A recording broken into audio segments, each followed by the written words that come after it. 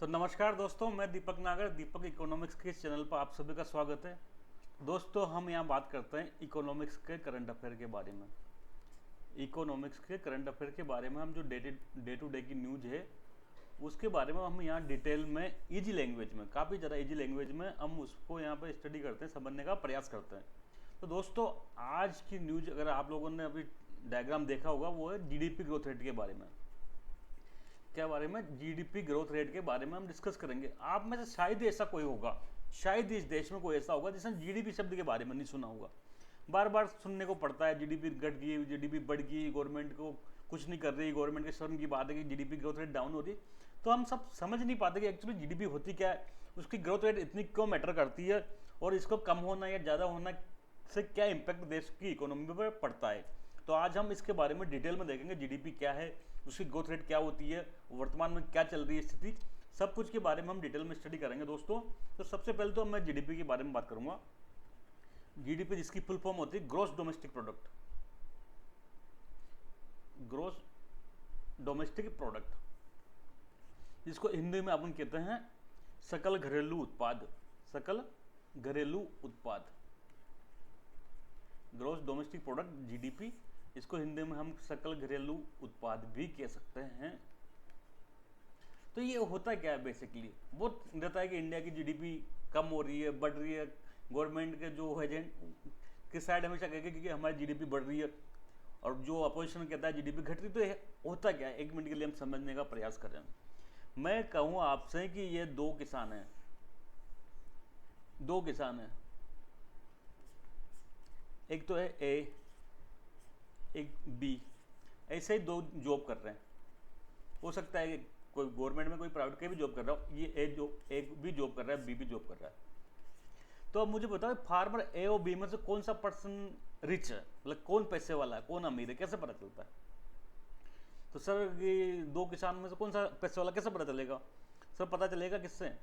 सामान्यतः किसान में पता है जिसके पास लैंड ज़्यादा है, ज़मीन ज़्यादा है। सीधी सी बात है भाई, इसके पास भी कुछ ज़मीन होगी, खेती करता हुआ है, इस पर भी ज़मीन होगी। तो जिसके पास ज़्यादा ज़मीन होगी वो किसान ज़्यादा पैसे वाला होता है सामान्यतः। लेकिन ऐसा तो नहीं, हमेशा नहीं होता। सपोज करो इसके पास 10 हेक्टेयर है, इसके पास 8 हेक्टेयर है, तो हो सकता है इसके पास जो ज़मीन की क्वालिटी कम हो, 8 हेक्टेयर में क्या हो, ज़मीन की क्वालिटी बढ़िया हो, तो इस पर क्या माल ज़्यादा पैदा करे, प्रोडक्शन ज़्यादा हो। तो ज़्यादा प्रोडक्शन होगा तो ज़्यादा इनकम होगी, ज़्यादा इनकम होगी तो ज़्यादा पैसे वाला होगा, इसमें कोई दो राय नहीं है। जिसके पास ज़मीन अच्छी होगी, जिसके पास ज़्यादा प्रोडक्शन होगा, वो किसान पैसे वाला होगा। ऐसे में जॉब वाले में पूछूं कि जो कौन सा जॉब, किसकी स्थिति अच्छी है, किसके परिवार की स्थिति अच्छी होगी, कौन पैसे वाला होगा, तो सपोज करो सर कि कैसे पता चलेगा? सैलरी से पता चलेगा। सपोज करो एक नॉर्मल जॉब वाला है, इसको 5 लाख ईयरली मिलते हैं। बी है ना, एक सॉफ्टवेयर प्रोफेशनल है, आईआईटी से, ये 50 लाख सालाना कमाता है, किसमें? माइक्रोसॉफ्ट में। तो कौन सा ज़्यादा पैसे वाला है? तो सर पैसे वाला तो ये होगा, इसका मतलब पैसे ज़्यादा है इसके पास में, तो इसकी ज़िंदगी भी अच्छी होगी, लाइफस्टाइल बहुत अच्छी होगी, इसकी घर परिवार सब बढ़िया होगा, बच्चों को भी अच्छा पढ़ाएगा, शिक्षा स्वास्थ्य सब कुछ बढ़िया होगा। ठीक है बात, तो इंडिविजुअल की बात होगी। ऐसे देश होता है, ऐसे समझ कोई कंट्री है, ये कंट्री ए है, एक कंट्री बी है, एक कंट्री सी हो सकता है। तो जैसे कि इन्होंने क्या किया, किसान ने प्रोडक्शन किया, ऐसे ही जैसे कि जो जॉब करने वाला है उसने अपने सेवा क्षेत्र या सर्विस सेक्टर का प्रोडक्शन किया, ऐसे ही हर देश में कुछ ना कुछ प्रोडक्शन होता है। जैसे वस्तुओं का प्रोडक्शन होता है, वस्तुओं में जैसे कमोडिटी आ गई, एग्रीकल्चर आ गई, इंडस्ट्री आ गई, कृषि में कितना प्रोडक्शन हो रहा है, इंडस्ट्री में कितना हो रहा है, सर्विस सेक्टर जैसे सॉफ्टवेयर इंजीनियर वगैरह, सॉफ्टवेयर का प्रोडक्शन होता है। तो इस देश में ये कितने गुड, कितने सर्विस प्रोडक्शन हो रहे हैं, ठीक है, उसका पैसे का निकाल लो, मॉनेटरी वैल्यू निकाल लो उसको। भाई जैसे कि 100 बोरी गेहूँ पैदा हुए तो उसको पैसा निकाल लो। तो ये जो मॉनेटरी वैल्यू निकाली, ये जीडीपी कहलाती है। क्या कहलाती है? जीडीपी। तो एक किसान के लिए जीडीपी क्या है? जब सपोज करो एक किसान की खेती में क्या 100 क्विंटल गेहूँ पैदा हो रही है, तो 100 क्विंटल का क्या बाजार में भाव गिन लो, वो उसकी जीडीपी है।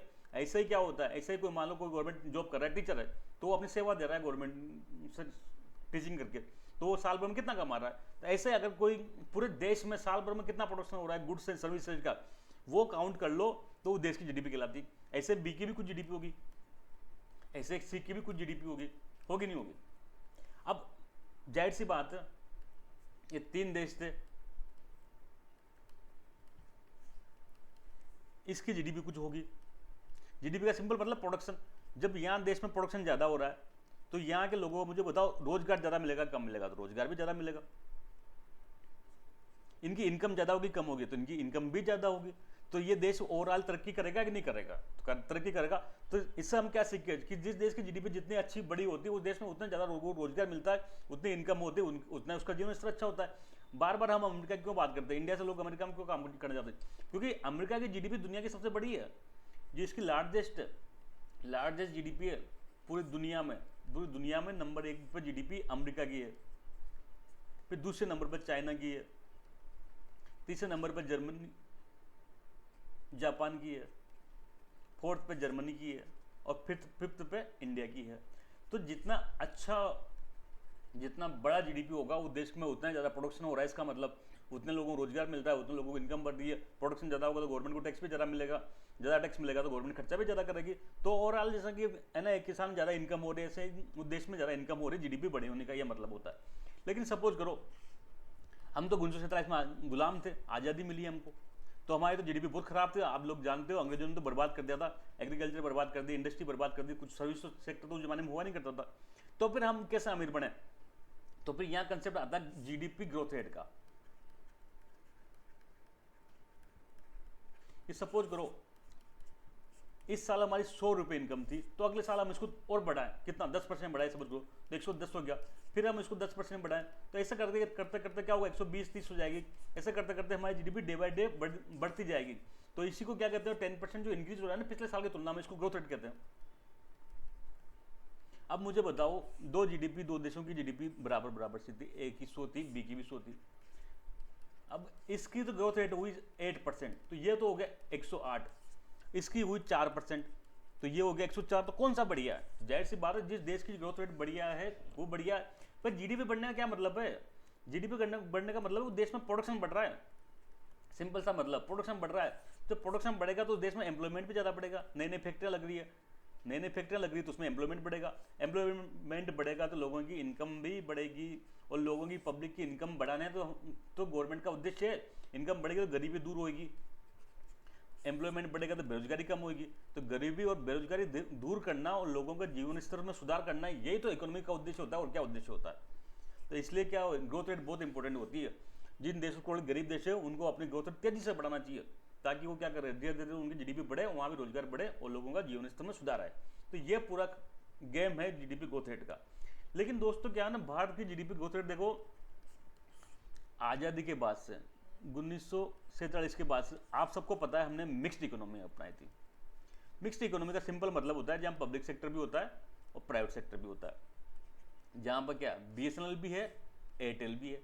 ऐसी इकोनॉमी को मिक्स्ड इकोनॉमी कहते हैं।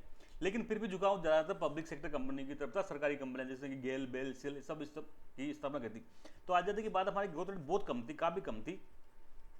लगभग 1990 के पहले हमारी ग्रोथ रेट 2 से 4% ही रहा करती थी। इसी को हिंदू ग्रोथ रेट कहते थे, ये बहुत कम रहती थी। इसी को क्या कहते थे, हिंदू ग्रोथ रेट कहते थे। एक इकोनॉमिस्ट थे राजकृष्णन, उन्होंने एक कंसेप्ट दिया कि भारत की जो ग्रोथ रेट है बहुत कम है, उसको उन्होंने क्या कहा, हिंदू ग्रोथ रेट का।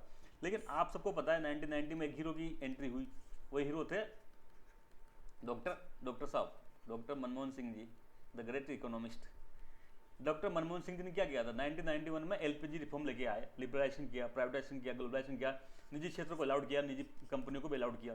तो इससे क्या हुआ, भारत में क्या प्रोडक्शन तेजी से बढ़ा और इंडिया की ग्रोथ रेट काफ़ी अच्छी रही। 1990 के दशक में, 2000 के दशक में 8-9% यहाँ तक भी हमारी ग्रोथ रेट रही। इवन जो अटल बिहारी जी की गवर्नमेंट थी 99 से 2004, यहाँ पर काफ़ी अच्छी ग्रोथ रेट रही थी। इसके बाद भी 2004 के बाद भी काफ़ी अच्छी रही। लेकिन 2008 में क्या हुआ था, ग्लोबल फाइनेंशियल क्राइसिस आ गई थी, वैश्विक वित्तीय संकट आ गया था, कई सारे अमेरिका में लेमन ब्रदर वगैरह बैंक डूब गए थे, तब फिर हमारी जीडीपी ग्रोथ रेट डाउन हो गई थी। तो ऐसे ही जब मोदी गवर्नमेंट आए दोस्तों, तो 2019-20 में से, मैं ज़्यादा पुराना डेटा हमको जरूरत नहीं है, 2019-20 में हमारी जीडीपी ग्रोथ रेट बहुत कम थी, 3.7% ही थी। इसका मतलब देश में स्लो डाउन आ रहा था, काफ़ी ज़्यादा स्लो डाउन आ रहा था। फिर इसके बाद 2020-21 में क्या हुआ, 2020-21 में आप सबको पता है क्या काम था, कोविड काल था। कोविड काल में फैक्ट्रियाँ सब बंद थी, तो काय से प्रोडक्शन होगा।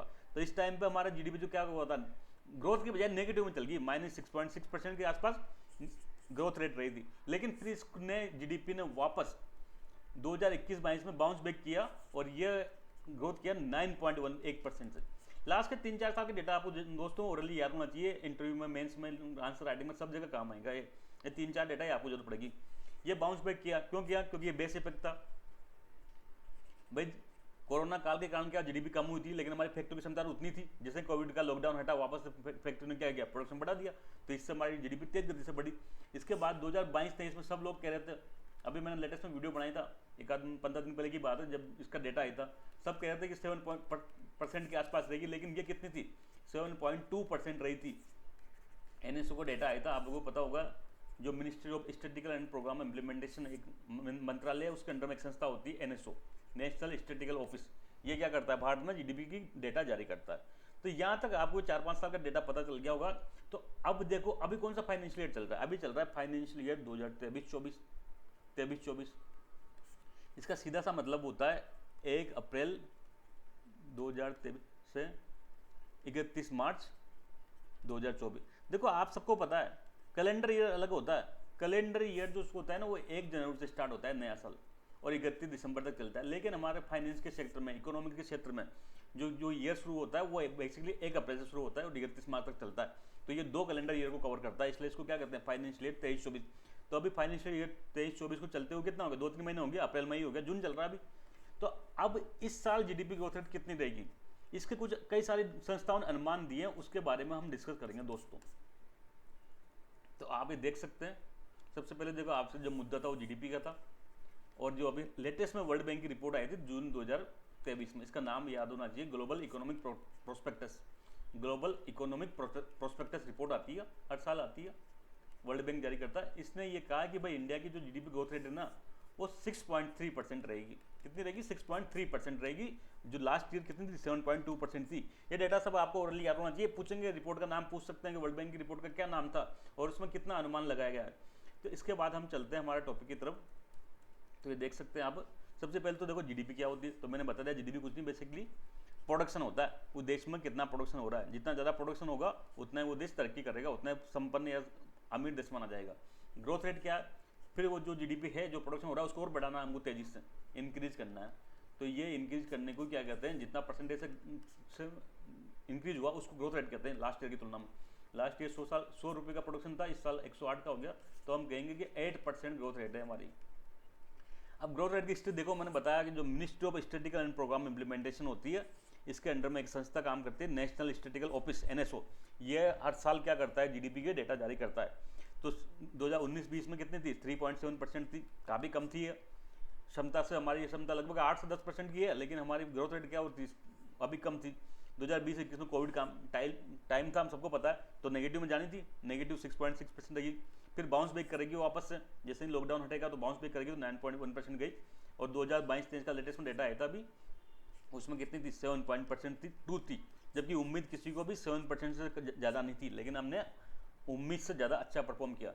अब जो लेटेस्ट साल चल रहा है 2023-24, उसमें क्या अनुमान है? कई सारी एजेंसियों ने अलग अलग अनुमान लगाए, ये सब आपको याद कर लेना है। एग्जाम में पूछेंगे कि भाई वित्त वर्ष 2023-24 फाइनेंशियल ईयर 2023-24 में जो वर्ल्ड बैंक के अकॉर्डिंग कितना ग्रोथ रेट रहेगा, इकोनॉमिक सर्वे के अंडर कितना ग्रोथ रेट रहेगा, आरबीआई ने कितना माना, ऐसे क्वेश्चन पूछते हैं। तो सबसे पहले तो देखो, इकोनॉमिक सर्वे आता है हर साल।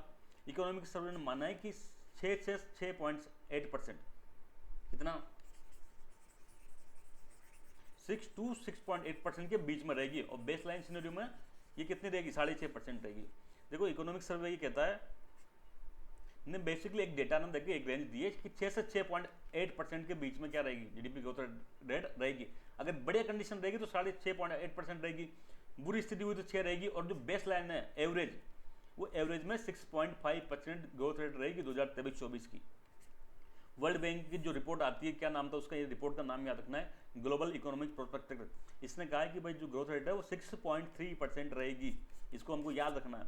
जो रिजर्व बैंक ऑफ इंडिया है, रिजर्व बैंक ऑफ इंडिया जो मॉनेटरी पॉलिसी जारी करता है, उस टाइम है ना जीडीपी ग्रोथ रेट का अनुमान भी देता है, जो इस बार इन्होंने दी है 6.5%। इंटरनेशनल मॉनेटरी फंड है, उसकी एक रिपोर्ट आती है, ये रिपोर्ट का नाम याद रखना, वर्ल्ड इकोनॉमिक आउटलुक। क्या है? World economic outlook. ये वर्ल्ड इकोनॉमिक आउटलुक में क्या कहते हैं कि 5.9% हमारी ग्रोथ रेट रहेगी। ऐसे जो OECD होता है, organisation for economic cooperation and development, लगभग 39 जो डेवलप देश है ना, विकसित देश पैसे वाले, उन देशों ने ये मान का एक संगठन है, इसने ये कहा है कि इंडिया की जो जीडीपी ग्रोथ रेट है वो 6% रहेगी। तो ऐसे 4-5 इनका नाम इनका आपको याद रखना है कि भाई इन्होंने कितना अनुमान लगाया। इसी प्रकार से जो वर्ल्ड बैंक की लेटेस्ट रिपोर्ट है ग्लोबल इकोनॉमिक प्रोस्पेक्टस, इस रिपोर्ट में कहा है कि भाई दुनिया में जो ग्रोथ रेट है ना वो कम हो रही है। कितनी दुनिया में, पूरी दुनिया में इस साल 2023 में ग्रोथ रेट कम होगी। कितनी रहेगी? 2.1% पूरी दुनिया में। मतलब इंडिया की जो ग्रोथ रेट है वो 7%, बहुत अच्छी चल रही है काफ़ी पूरी दुनिया में। वर्ल्ड बैंक के अकॉर्डिंग 2.1% का ग्रोथ रेट माना है, जिसमें एडवांस इकोनॉमी जितने भी पैसे वाले देश हैं उनमें 0.7% की ग्रोथ रेट रहेगी, इंडिया में 6.3 की रहेगी, चाइना में 5.6%, ब्राज़ील में 1.2%, यूएसए में 1.1%, यूरो में 0.4%। तो आप देख सकते हो अमेरिका जैसे बड़ी शक्ति में 1.1% की ग्रोथ रेट रहेगी। यूरोपियन जोन में, यूरोपियन जो जर्मनी, फ्रांस, इटली, इनमें कितने रहेगी? 0.4% मात्र। चाइना में 5.6%। सबसे ज़्यादा किसकी है? सबसे ज़्यादा हमारी है 6.3%। तो इंडिया क्या है, लार्जेस्ट जो मेजर इकोनॉमी है ना, बड़े इकोनॉमी, उनमें लार्जेस्ट सबसे तेज गति से बढ़ रहा है। ये बहुत सम्मान की बात है। इसको पूरी दुनिया इसको मान रही है, वर्ल्ड बैंक मान रहा है, इंटरनेशनल मॉनेटरी फंड मान रहा है कि इंडिया क्या है, ब्राइट स्पॉट है। क्या है? वर्ल्ड इकोनॉमी में ब्राइट स्पॉट है, सबसे तेज गति से बढ़ रहा है, सबसे तेज गति से बढ़ रहा है। India is the fastest growing major economy रहेगा, यह रिपोर्ट मान रही है। ऐसी रिपोर्ट बाकी कई संस्थाओं ने दी है, इंटरनेशनल मॉनेटरी फंड ने दी है, चाहे वो एशियन डेवलपमेंट बैंक ने दी है। हर संस्था ये मान रही है कि इंडिया क्या रहेगा, लार्जेस्ट मेजर इकोनॉमी रहेगा जो ग्रोथ कर रहा है। हमारी ग्रोथ रेट चाइना से ज़्यादा रहने की उम्मीद है। तो इस प्रकार से इंडिया की ग्रोथ रेट काफ़ी अच्छी है। और कितने रहने की उम्मीद है? ये इस साल लगभग 6.5% के आसपास रहने की उम्मीद है। अब 6.5% की तो रहने की उम्मीद है, लेकिन कुछ हमारे सामने दिक्कतें भी है दोस्तों। ऐसे इतना जितने हम पिक्चर दिख रहे हैं रोजी पिक्चर, उतनी रोजी पिक्चर होती नहीं है। कुछ हमारे सामने हेड विंड है, कुछ टेल विंड है। अब हेड विंड और टेल विंड का एक मतलब कंसेप्ट समझ लो। जैसे ये मोटरसाइकिल है, बाइक पे हम यूँ जा रहे हैं, सामने से हवा आएगी तो हमारी स्पीड कम करेगी क्योंकि बढ़ाएगी। बताओ, बाइक पे है या हम पैदल चल रहे हैं, अगर सामने से तेज हवा चलेगी तो हमारी स्पीड घटेगी। तो इसे कहते हैं हेड विंड। सामने से अगर कोई तेज हवा आई तो उससे क्या होगा, हम क्या करेंगे, हमारी स्लो डाउन हो जाएगा, हमारी जो ग्रोथ रेट है वो डाउन हो जाएगी। लेकिन कुछ हो सकता है कई बार पीछे से भी हवा चलती है, तो टेल विंड कहते हैं उसको, जिसका मतलब होता है कि पीछे से पुश कर रहा है, जिससे जीडीपी ग्रोथ रेट तेजी से बढ़ेगी। तो टेल विंड अच्छी बात होती है और हेड विंड क्या होती है, नेगेटिव बात होती है, इससे ग्रोथ रेट डाउन होती है। तो जीडीपी में कई सारे जो सिचुएशन चल रही है, कुछ में हेड विंड है, कुछ टेल विंड है, वो देखना पड़ेगा हमको कि क्या स्थिति होने वाली है। तो जैसे हेड विंड क्या है, हेड विंड मतलब आगे से ऐसा कोई चीज़ प्रभावित करेगी जो उससे हमारे ग्रोथ रेट नेगेटिव इंपैक्ट डालेगी। तो सबसे पहले तो एल निनो इफेक्ट है। देखो ये एक ज्योग्राफिकल फिनोमिना है, आप सब लोगों ने ज्योग्राफी में इसको डिटेल में पढ़ा होगा। मैं यहाँ पर इसको मुझे खुद को भी नहीं आता सही बताऊँ तो आपको क्या बताऊँगा। पर एल निनो का सिंपल सा मतलब होता है कि जो पैसिफिक ओशन होता है ना, प्रशांत महासागर, वहाँ पर पानी गर्म हो जाता है, जो वाटर है ना बहुत ज़्यादा वार्म हो जाता है, जिससे क्या होता है, इंडिया में मानसून खराब हो जाता है, मानसून खराब हो जाता है। तो इस साल ऐसा उम्मीद की जा रही है 6-7 साल बाद में कि जो एल नीनो इफेक्ट है ना, एल नीनो इफेक्ट वो स्ट्रॉन्ग रहेगा। इससे क्या होगा, इससे मानसून नेगेटिवली इंपैक्ट डालेगा। अब जब मानसून खराब होगा तो बताओ एग्रीकल्चर में प्रोडक्शन बढ़ेगा घटेगा? एग्रीकल्चर में प्रोडक्शन घटेगा। इसलिए इस एल नीनो प्रभाव अगर अच्छा दिखा तो भारत में जीडीपी को जो ग्रोथ रेट है वो कम होने की संभावना रहेगी। ये पहला हेडविंड ये कहता है। दूसरा जियोपॉलिटिकल टेंशन, ये तो हम सब जानते हैं, रशिया यूक्रेन में वार चल रहा है, पूरी दुनिया उससे इम्पैक्ट है, नेगेटिव भी इम्पैक्ट हो रही है। हमारा जो माल फॉरेन में बिकता था, रशिया में जाता था, यूक्रेन में जाता था, और भी कई देशों में जाता था, वहाँ पे वो माल नहीं दे पा रहा, तो हमारे यहाँ प्रोडक्शन कम होगा, इसमें तो कोई दिक्कत नहीं है। इसके अलावा एक और एक slow down in USA and Europe. भाई युद्ध के तो आपको समझ में पड़ गया ना, उसमें कोई दिक्कत ही नहीं है। जब दो देशों में युद्ध होगा तो युद्ध तो क्या होता है, हमेशा से नेगेटिव नुकसान दिखता है सभी देशों में। ऐसे slow down in USA and Europe. देखो दोस्तों क्या हुआ ना, 2022 में अमेरिका जैसे देशों में इन्फ्लेशन बहुत तेजी से बढ़ी, अब इन्फ्लेशन जब महंगाई बहुत तेजी से बढ़ जाएगी तो महंगाई को कंट्रोल करने के लिए वहाँ का सेंट्रल बैंक, जैसे अमेरिका में फेडरल बैंक कहते हैं इसको, ये क्या करेगा बताओ, ये रेपो रेट बहुत ज़्यादा बढ़ाएगा। जब रेपो रेट बढ़ाएगा तो देशों में क्या होगा, लोन महंगा हो जाएगा, तो वहाँ के लोग अब लोन लेना कम करेंगे। जब लोन लेना कम करेंगे तो ये डिमांड भी कम करेंगे, डिमांड कम करेंगे तो जो हमारे यहाँ से एक्सपोर्ट होता था इन देशों में, जैसे हम इंडिया से अमेरिका में कोई माल एक्सपोर्ट करते थे, लेकिन चूंकि जिन देशों में डिमांड ही कम है, इन देशों के लोग खरीदारी पसंद नहीं कर रहे, तो हमारे देश से इनको क्या होगा, एक्सपोर्ट भी डाउन हो जाएगा, export will decrease, export decrease हो जाएगा, तो यहाँ पर जो प्रोडक्शन होगा, भाई एक्सपोर्ट हो ही नहीं रहा तो हम प्रोडक्शन क्यों करेंगे, तो प्रोडक्शन भी कम हो जाएगा, तो हमारे ग्रोथ रेट नेगेटिवली इम्पैक्ट डलेगा। ये पूरी कहानी है स्लो डाउन है। तो अमेरिका में मंदी की स्थिति चल रही है, यूरोप में मंदी की स्थिति चल रही है, क्योंकि वहाँ पर डिमांड बहुत कम हो रही है, तो कम हो रही है तो हमारे यहाँ से वहाँ जो होने वाला एक्सपोर्ट वो भी कम हो जाएगा। तो ये कहता है थर्ड जो हेडविंड है ये है basically slow down in US and Europe. लेकिन पॉजिटिव क्या है, पॉजिटिव है कि दोस्तों जो हमारी गवर्नमेंट क्या कर रही है, कैपिटल एक्सपेंडिचर बहुत बढ़ा रही है।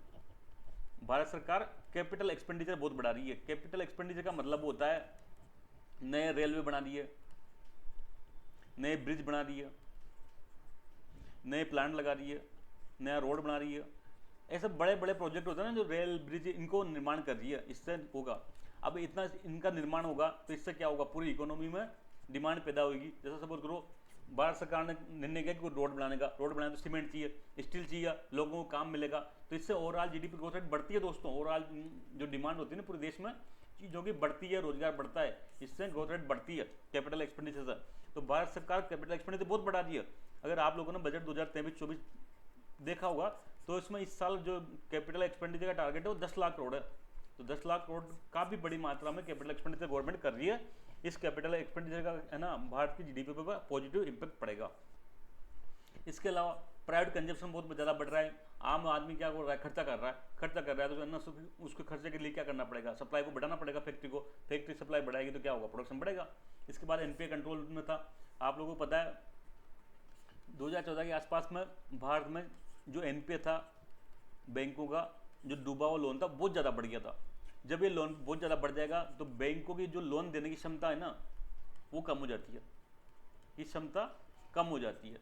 लेकिन अब चूंकि लेटेस्ट में सब मान रहे कि भाई एनपीए कंट्रोल में आ गया, तो इससे क्या होगा, बैंक क्या करेंगे, लोन दे पाएंगे, बैंकों की लोन देने की क्षमता बहुत ज़्यादा बढ़ जाएगी। अगर बैंकों की लोन देने की क्षमता बढ़ जाएगी तो ज़्यादा लोग लोन लेंगे तो क्या होगा, कंजप्शन ज़्यादा होगा, लोग खर्चा करेंगे, बाइक लोन लेंगे, कार लोन लेंगे, खरीदेंगे। साथ में क्या होगा, जो बड़े बड़े बिजनेसमैन है ये भी लोन लेके क्या करेंगे, निवेश करेंगे, नया प्लांट लगाएंगे तो क्या होगा, प्रोडक्शन बढ़ेगा। तो इस प्रकार से एनपीए की कमी से क्या होता है, देश में जीडीपी ग्रोथ रेट बढ़ती है। तो ये सब चीज़ें हैं, कैपिटल कैपेसिटी यूटिलाइजेशन बढ़ रहा है।